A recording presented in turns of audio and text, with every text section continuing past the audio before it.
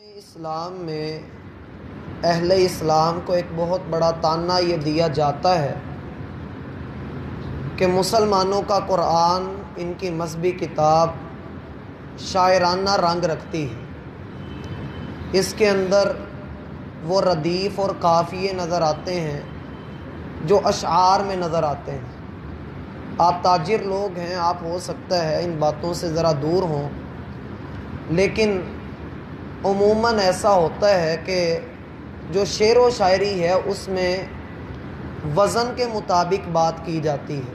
ایک پہلی لائن بولی جاتی ہے، پہلا مصرع بولا جاتا ہے اور پھر اس کے نیچے دوسرا مصرع بولا جاتا ہے۔ اس کی مثال آپ اس مشہور دعا سے لے سکتے ہیں جس میں کہا کہ لب پہ آتی ہے دعا بن کے تمنا میری، آگے کیا آتا ہے؟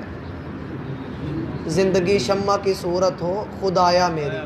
اس میں یہ قافیے اور ردیف ملتے ہیں۔ مثلا پہلے تمنا ہے، لب پہ آتی ہے تمنا میری، اس کے مقابلے میں وہ لا رہا ہے کہ زندگی شمع کی صورت ہو، تمنا کے نیچے وہ لکھ رہا ہے خدایا میری۔ پہلی لائن کے آخر پر بھی میری ہے اور دوسرے مصرعے کے آخر پر بھی میری۔ ان کو قافیے ردیف کہتے ہیں کہ ایک دوسرے کے ساتھ مل کر قافیے کے ساتھ قافیہ ملانا۔ آپ قرآن کریم کی آیات پڑھیں گے تو آپ کو یہ رنگ نظر آئے گا، قرآن کریم کے اندر یہ رنگ نظر آتا ہے۔ لیکن قرآن یہ دعویٰ بھی کرتا ہے کہ نہ تو محمد صلی اللہ علیہ وسلم شاعر تھے اور نہ ہی یہ کوئی شاعروں کی کتاب ہے، بلکہ یہ اللہ کا قرآن ہے، نصیحت کا سامان ہے۔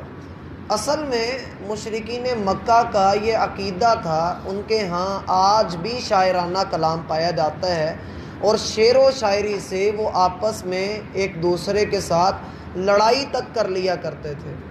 ان کے ہاں آج بھی یہ شاعرانہ کلام پایا جاتا ہے۔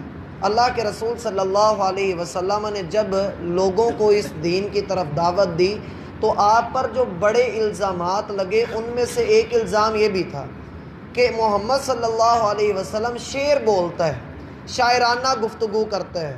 ان کا عقیدہ یہ تھا کہ مکہ کے جتنے بڑے بڑے شاعر ہیں یا عرب کے جتنے بڑے بڑے شاعر ہیں ان سب کے ساتھ ایک جن ہوتا ہے، جو جن اسے شعر الہام کر دیتا ہے اور یہ اچھی گفتگو بول دیتے ہیں۔ تو انہوں نے کہا کہ محمد صلی اللہ علیہ وسلم کو نعوذ باللہ غلطی لگی ہے، اس کا جن ہے لیکن وہ اسے فرشتے کا نام دیتا ہے۔ تو اللہ سبحانہ و تعالی نے ایک تو اس کا رد کیا۔ اس آیت کے اندر 3 پیمانے دیے جا رہے ہیں، 3 اصول دیے جا رہے ہیں کہ آپ تقابل کر لیں۔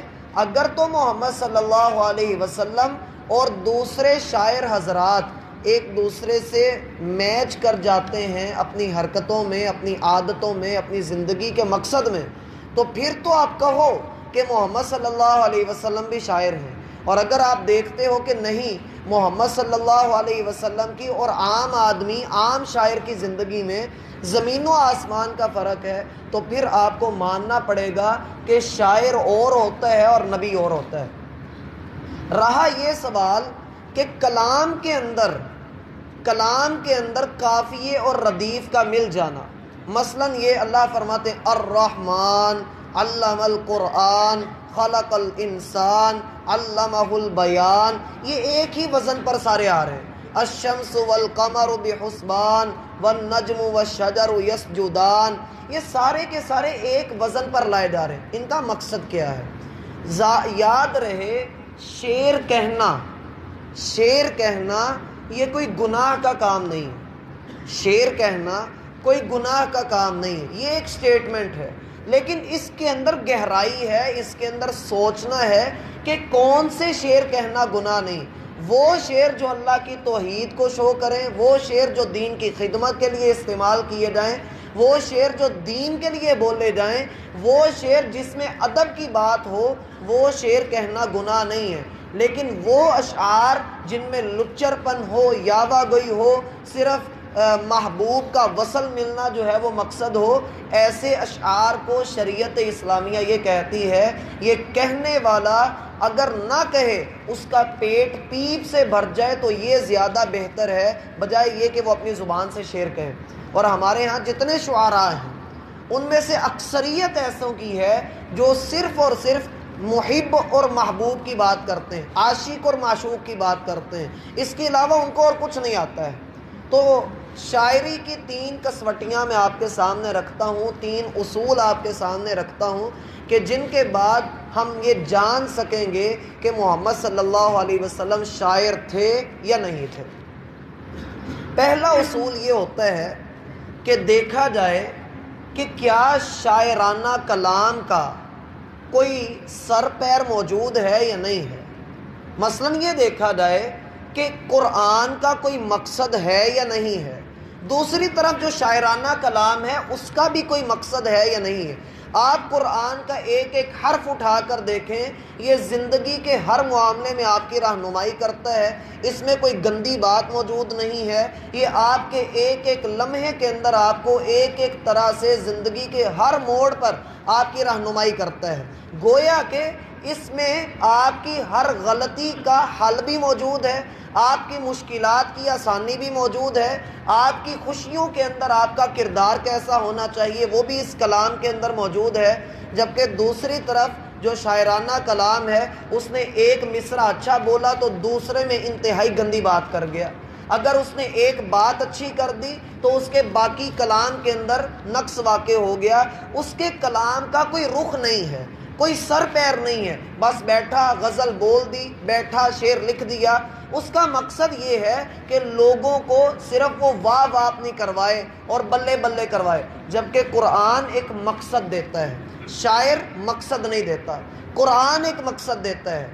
دوسرا اصول اور دوسرا معیار یہ ہے کہ جو شاعر کلام لکھ چکا اس کلام پر تو ہم نے بات کر لی، دوسرا اصول اس میں یہ آئے گا کہ جو کلام کہہ رہا ہے، یعنی شاعر کی خود ہستی جو ہے، خود جو اس کی شخصیت ہے، آیا وہ اپنے کلام کے مطابق بھی ہے یا نہیں ہے۔ ایک بندہ شعر کہہ رہا ہے، اب اس نے شعر بڑا اچھا کہا، کمال شعر کہا، لیکن اس شعر کے بعد اس کی عملی زندگی میں دیکھیے، کیا اس کی عملی زندگی میں اس شعر کے کہنے کا، اس اچھی بات کا کوئی رنگ نظر آتا ہے؟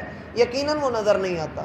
جبکہ قرآن ایک ایسی کتاب ہے کہ اس کے بیان کرنے والے محمد کریم علیہ الصلاۃ والسلام نے اس پر ایسا عمل کیا کہ اللہ نے فرمایا لَقَدْ كَانَ لَكُمْ فِي رَسُولِ اللَّهِ أُسْوَةٌ حَسَنَةٌ، محمد الرسول اللہ کی زندگی میں تمہارے لیے نمونہ ہے۔ جبکہ کوئی اور شاعر ہو، وہ شراب پیے گا، وہ برے کام کرے گا اور اس کے ماننے والے برے کام کریں گے، بری حرکتیں کریں گے، پھر کہیں جا کر وہ کہتے ہیں جی ہم وجدان میں آ کر، تخیل میں آ کر، تصور میں آ کر ایسی ایسی لائن لکھ لیتے ہیں کہ جی بلے بلے ہو جاتی ہے۔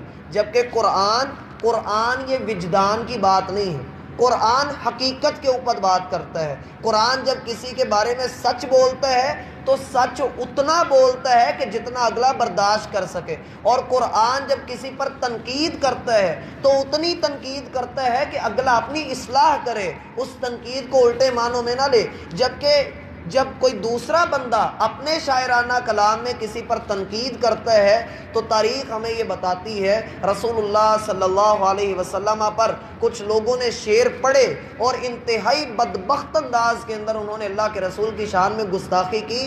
سیدنا حسان بن ثابت رضی اللہ عنہ نے جواب دیا، حجوت محمدن، تو محمد صلی اللہ علیہ وسلم کی شان میں گستاخی کرتا ہے، میں، میرا باپ، میری ماں، میری اولاد، میرا مال، میری جان، ہم سب تجھے جواب دیتے ہیں کہ تو نے جس کی شان میں گستاخی کی ہے وہ تیرے اس گندے کلام سے بہت بلند شان والا ہے۔ اور اسی طرح سے حسان بن ثابت رضی اللہ عنہ کے ہی مشہور اشعار ہیں کہ خلقت مبرأ من کل عیب کأنک قد خلقت ما تشاء، اے محمد صلی اللہ علیہ وسلم، جہان میں آپ سے بڑھ کر خوبصورت چہرہ کوئی نہیں، آپ سے بہترین بیٹا کسی ماں نے نہیں جنا، اور آپ کو اللہ رب العالمین نے ہر طرح کے عیوب سے مبرہ کر دیا ہے۔ گویا کہ جیسا اللہ رب العالمین اپنے بندوں کو چاہتے ہیں ویسے آپ ہیں۔ اگر کوئی بندہ اللہ کے رسول کی شان میں گستاخی کرتا تھا تو صحابہ اسے پورا بھی کر دیا کرتے تھے۔ اب دیکھا جائے تو شاعر کے اندر یہ ساری خوبیاں موجود نہیں ہوتی ہیں، یہ اوصاف موجود نہیں ہوتے ہیں، وہ تو گندگی کے ڈھیر کے اندر، جیسا کہ جون ایلیا جوانوں کا بڑا محبوب شاعر ہے جون ایلیا کے نام سے، اس کے بڑے شعر جو ہیں وہ پڑھے لکھے جاتے ہیں۔ تو یہ انتہائی بدبخت آدمی تھا، کافر تھا، اللہ کا منکر تھا، قرآن کا منکر تھا، اور اس کے بارے میں نے یہ پڑھا بھی ہے کہ یہ قادیانی بھی تھا۔ اس نے ایک عورت کے ساتھ ناجائز تعلقات رکھے ہوئے تھے، اور بہت اس کے جو ہیں وہ معاملات ہیں، جبکہ اللہ کے رسول کا کردار آپ دیکھ لیجئے اور عام شاعروں کا دیکھ لیں تو ایک سچا مسلمان یہ کہتا ہے کہ ذرا غور تو کرو کہ تم محمد الرسول اللہ کا مقابلہ کن کے ساتھ کروا رہے ہو۔ اللہ کے رسول کی شان بلند ہے، اللہ کے رسول صلی اللہ علیہ وسلم اعلیٰ درجے والے ہیں، جبکہ یہ گلی کے کیڑے مکوڑے جن کو کلام تک کا پتہ نہیں ہے، ہم ان کے ساتھ اللہ کے رسول کا مقابلہ کریں، ایک مسلمان کو یہ حرکت زیب نہیں دیتی۔ جیسا کہ اللہ نے کہا وما ينبغي له، محمد کو ہم نے قرآن شعر سکھایا بھی نہیں، اور نہ ہی یہ اس کی شان کے لائق ہے کہ اسے شعر و شاعری سکھائی جائے۔ تیسرا اصول جس میں آ کر ہم دیکھتے ہیں کہ اللہ کے رسول صلی اللہ علیہ وسلم میں اور عام شاعر میں فرق کیا ہے، وہ یہ فرق ہے کہ اللہ کے رسول صلی اللہ علیہ وسلم نے زندگی کا مقصد بھی دیا، قرآن پر عمل کر کے بھی دکھایا، اور اس کے بعد تیسری جو بات دیکھی جاتی ہے وہ یہ کہ آپ کی جو جماعت تیار ہوئی کیا وہ بھی آپ کے نقش قدم پر تھی؟ تو ہم کہتے ہیں ہاں، اللہ کے رسول کے جتنے صحابہ تھے سارے آپ کے نقش قدم پر تھے۔ دنیا کے جتنے شاعر حضرات ہیں کون ان کو مانتا ہے؟ کون ان کے پیچھے پیچھے چلتا ہے کہ ہمارے شاعر نے یہ باتیں کہیں، اس کو الہام ہوا، وہ وجدان میں آیا، اس نے یہ باتیں کر دیں؟ تو ایسا کچھ بھی نہیں۔ بڑا مشہور شعر بولا جاتا ہے، میں نام نہیں لیتا، کہ خدا خود بندے سے پوچھے بتا تیری رضا کیا ہے۔ اس میں بھی میرا بھائی صوفیزم پایا جاتا ہے کہ اللہ کو اللہ رب العالمین کسی سے پوچھے گا کہ بتا تو کیا چاہتا ہے؟ اللہ رب العالمین تو کسی سے سوال نہیں کرتا، سارے اس کے ہاں جواب دہ ہیں، وہ کسی کو جواب دہ نہیں ہے۔ سورۃ الانبیاء میں اللہ فرماتے ہیں وہ جتنا مرضی بڑا شاعر تھا، جتنا مرضی ہم اسے جس مرضی شاعر کا درجہ دیں، لیکن جو بات غلط ہے اسے غلط ماننا چاہیے۔ اللہ رب العالمین فرماتے ہیں لا یسأل عما یفعل، جو وہ کرتا ہے اس کو کوئی پوچھ نہیں سکتا۔ وَهُمْ يُسْأَلُونَ، لیکن جو تم کرتے ہو وہ تم سے پوچھ سکتا ہے، جو تم کام کرتے ہو تم جواب دہ ہو، اللہ جواب دہ نہیں ہے۔ آپ نے سورہ فاطر کی اینڈ والی آیات میں پڑھا تھا مَا كَانَ اللَّهُ لِيُعْجِزَهُ مِنْ شَيْءٍ فِي السَّمَاوَاتِ وَلَا فِي الْأَرْضِ، زمین و آسمان میں ابھی کوئی پیدا ہی نہیں ہوا جو اللہ کو بے بس کر سکے، جو اللہ کو عاجز کر سکے، کوئی بھی نہیں ہے زمین و آسمان کے اندر۔ تو لہٰذا بات سمجھ لینی چاہیے کہ رسول اللہ صلی اللہ علیہ وسلم کی زندگی شاعرانہ کلام سے بہت دور تھی، اور نہ ہی یہ آپ کے لائق تھا کہ آپ شعر کہتے۔ اب بعض لوگ، ایک مغالطہ دور کر دوں، بعض لوگ کہتے ہیں کہ اللہ کے رسول نے شعر پڑھے ہیں، اور یہ ثابت بھی ہے، صحیح بخاری کی روایات میں آتا ہے کہ آپ نے شعر پڑھے، لیکن وہ شعر کیا تھے؟ میں نے شروع میں کہا کہ شعر کہنا بری بات نہیں ہے، شاعرانہ کلام کے اندر آ کر اپنی ہی 1.5 اینٹ کی مسجد الگ کر لینا وہ گندی بات ہے۔ اللہ کے رسول صلی اللہ علیہ وسلم نے جو شعر پڑھے وہ کیا تھے وہ سن لیجئے۔ اللہ کے رسول صلی اللہ علیہ وسلم غزوہ احزاب میں جب خندق کھود رہے تھے تو آپ علیہ السلام ارشاد فرما رہے تھے اے اللہ تو ہی ہمارا ساتھی ہے، تو ہی ہماری مدد کرنے والا ہے، اللہم لا عیش الا عیش الآخرہ فاغفر للانصار والمہاجرہ۔ یہ شعر ہے عربی کا، اللہم لا عیش الا عیش الآخرہ فاغفر للانصار والمہاجرہ، اے اللہ زندگی تو آخرت کی زندگی ہے، لہٰذا تو انصار اور مہاجرین کو معاف کر دے۔ اب صحابہ کرام کچھ شعر پڑھ رہے تھے، اسی موقع پر وہ شعر کیا تھے؟ نحن الذین بایعوا محمدا علی الجہاد ما بقینا ابدا، ہم وہ ہیں جنہوں نے محمد الرسول اللہ کے ہاتھ پر بیعت کی کہ جہاد کرتے رہیں گے جب تک ہم زندہ ہیں۔ تو یہ اشعار بہترین اشعار ہیں۔ اللہ کے رسول میدان حنین کے اندر تھے، آپ علیہ السلام دشمن کی طرف بڑھے اور آپ نے کہا انا النبی لا کذب انا ابن عبد المطلب، میں وہ نبی ہوں جو جھوٹا نہیں ہے، میں عبد المطلب کا بیٹا ہوں۔ تو یہ قافیہ ردیف کسی مقام پہ آپ کا مل گیا تو مل گیا، ڈائریکٹ آپ نے اپنے ارادے سے شعر نہیں کہا، یہ ذہن میں رکھیے گا۔